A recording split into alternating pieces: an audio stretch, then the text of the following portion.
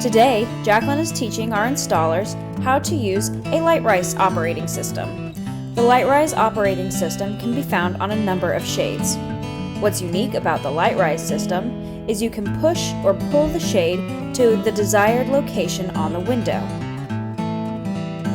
To operate, simply grasp the handle from the middle and support from the back, like so.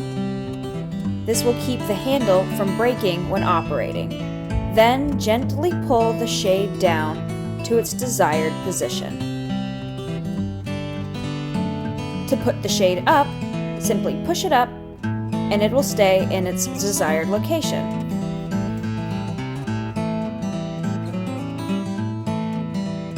In some cases, you will have a top-down, bottom-up Lite Rise.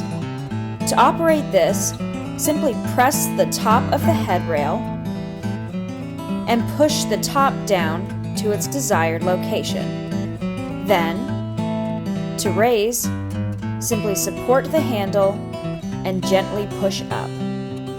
It's important to go slow and be gentle with the Lite Rise.